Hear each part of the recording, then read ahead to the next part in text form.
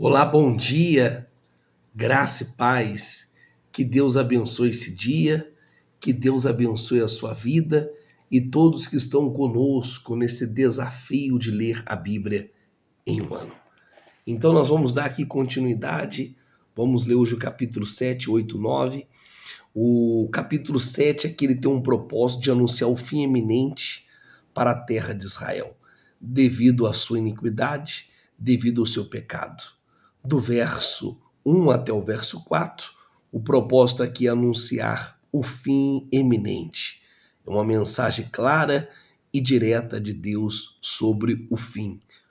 O fim que se aproxima sobre toda a terra de Israel, né? E é o resultado, sabe do que? Da desobediência, do pecado e da idolatria. Então o povo desobedeceu, virou as costas, foi o pecado, foi idolatria, injustiça social. Então o capítulo 7 ele começa com uma rejeição, uma repetição, desculpa, do fim, né? Então vem sobre os quatro cantos da terra. Então essa repetição aqui é Deus dando aqui uma ênfase que o fim está chegando. As pessoas brincaram, viraram as costas e a profecia ela vai se cumprir. Então Deus não terá piedade e não poupará Israel. Não poupará Israel da sua idolatria e abominação.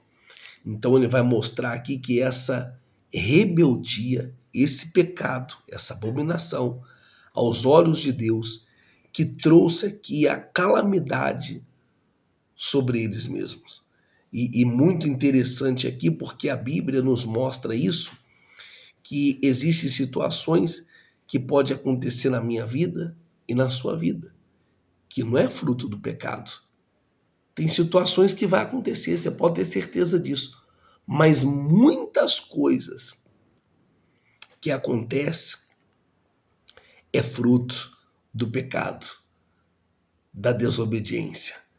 Então essa calamidade aqui foi o resultado do pecado de Israel. O verso 1, tá aqui o verso 1 aqui no... Deixa eu ler aqui o verso 1. Diz assim: vejam, veio o fim para esta terra do Senhor. Veio a mim esta palavra do Senhor. Filho do homem, assim diz o soberano, o Senhor. A nação de Israel chegou ao fim.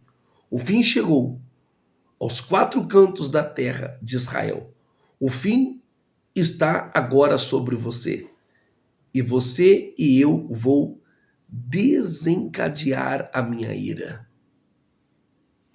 Eu julgarei de acordo com sua conduta e retribuirei por todas as suas práticas repugnantes. O fim chegou. Então, eles foram avisados, os profetas foram usados por Deus, mas aqui o fim chegou. A Bíblia é bem clara. Então, isso é muito forte. Ele fala duas vezes a destruição. Então, aqui não vai ter possibilidade nenhuma de escape.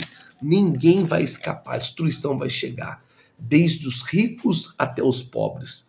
Do verso 19 até o verso 21, o capítulo destaca aqui a inutilidade das riquezas, a inutilidade do ouro, da prata, durante o julgamento. Pois o ouro e a prata não poderão salvar ninguém da ira de Deus. Ou seja, né? Não tem como arrumar um jeitinho. E quantas são as pessoas que falam, poxa, eu tenho muito dinheiro, então vou dar um... Não tem como arrumar um jeitinho. Então ele termina aqui o capítulo 7 com um aviso de desolação total nas terras de Israel, onde a cidade será destruída e o orgulho dos poderosos será abatido. O verso 19 que nós vamos ler, do capítulo 7, diz assim o verso 19. Olha só que coisa gloriosa. Muito forte. Atirarão sua prata nas ruas, e o seu ouro será tratado como uma coisa impura. Sua prata e seu ouro serão incapazes de livrá-los no dia da ira do Senhor, e não poderão saciar sua fome e encher os seus estômagos. Servirão apenas para fazê-los tropeçar na sua iniquidade. Já era. Ele mostra a severidade. Ele mostra aqui que a coisa vai ser dura. O capítulo 8, o propósito aqui é expor a idolatria e as abominações que estavam sendo praticadas em Jerusalém, mesmo dentro do templo. E isso provoca aqui a ira de Deus. Capítulo 8, ele relata aqui uma visão de Ezequiel que Ezequiel teve, o qual foi transportado no espírito a Jerusalém para ver todas aquelas abominações que estavam sendo cometidas ali no templo. O verso 1 do capítulo 8 diz assim, olha só: no 5º dia do 6º mês do 6º ano do exílio, e as autoridades de Judá estávamos sentados na minha casa, quando a mão do soberano, o Senhor, veio sobre mim.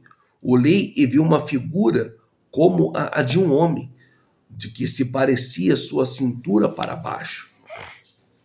Ele era como um fogo, e dali para cima a sua aparência era tão brilhante como metal e reluzente.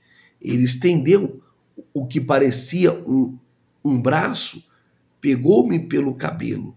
O Espírito levantou-me entre a terra e o céu, e eu tive as visões de Deus. Ele me levou a Jerusalém, à entrada da porta do norte do pátio interno, onde estava colocado o ídolo que provoca o ciúme de Deus. E ali diante de mim estava a glória de Deus de Israel, como na visão que eu havia tido na planície. Então aqui, nesse capítulo 8, que é muito forte, então ele relata aqui essa visão que Ezequiel foi transportado. Ezequiel, ele viu aqui no templo, que tanto no templo, nas casas, Ezequiel viu as mulheres chorando dentro do templo, mas por causa de uma imagem. Ele viu 25 homens adorando o sol, rejeitando a Deus, como tem hoje pessoa que adora o sol, adora a lua e vira as costas para Deus. Então aqui as abominações daquele povo eram grandes. Ele viu os anciões, ele viu as mulheres, em outras palavras, todo o povo virou as costas para Deus. As mulheres, os anciões, os homens, tudo isso Ezequiel viu na sua visão, que ele foi transportado e Deus mostrou tudo o que estava acontecendo. O capítulo 9 mostra que o julgamento sobre Jerusalém, a proteção dos justos através da visão simbólica, onde Deus envia a destruição sobre os ímpios, mas ele poupa aqueles que lamentam o pecado da cidade. Então o capítulo 9 ele continua a visão que Ezequiel viu do julgamento sobre Jerusalém, que Deus chama aqui 6 homens. Você pode ler aí que no capítulo 8, no capítulo 9, você pode ler que 6 homens armados para a destruição. 7 homens vestidos de linho que carregam tinteiro. O verso 1, o verso 2, que diz assim no capítulo 9: então ouvi chamar em alta voz: tragam-me aqui os guardas da cidade, cada um com uma arma na mão. E eu vi 6 homens que vinham da porta superior, que estava voltado para o norte, cada um com uma arma mortal na mão. Com eles estavam um homem vestido de linho, que tinha um estojo de escrever na cintura. Eles entraram e puseram ao lado do altar de bronze. E a glória de Deus de Israel levantou-se de cima do querubim, onde havia estado, e se moveu para a entrada do templo. E o Senhor chamou o homem vestido de linho que tinha um tijolo escrevendo à cintura e disse: percorre a cidade de Jerusalém e ponha um sinal na testa daqueles que suspiraram e gemem por causa de todas as práticas repugnantes que são feitas nela. Então, aqueles que estavam orando pelo povo, que não aceitava aquelas práticas repugnantes, eles tinham a marca. E creia que hoje nós temos essa marca, a marca do sangue de Cristo, e que nós vamos ser poupados, né? Então, aqui está falando que Deus vai ordenar este homem com um tinteiro que passe pela cidade e marque a testa daqueles que lamentam e gemem por causa de todas as abominações que estão sendo cometidas. Ou seja, a Bíblia sempre vai mostrar a separação. Deus sempre trabalha, a Bíblia sempre vai trabalhar assim, entre o justo e o perverso, aquele que serve, aquele que não serve, do bode e da ovelha, da luz e das trevas. Deus sempre vai trabalhar assim. No versículo 6 e 7, a Bíblia fala que ia matar todos, exceto quem tinha a marca, né? E espalhando pela cidade. Creia que nós temos essa marca. Então, a visão é uma imagem do julgamento divino, onde a justiça de Deus é aplicada sem piedade sobre todos os culpados, mas aqueles fiéis que lamentam pelo pecado serão protegidos. E ele termina aqui o profeta clamando por misericórdia, mas ele afirma que o julgamento é necessário por causa da perversidade de Israel.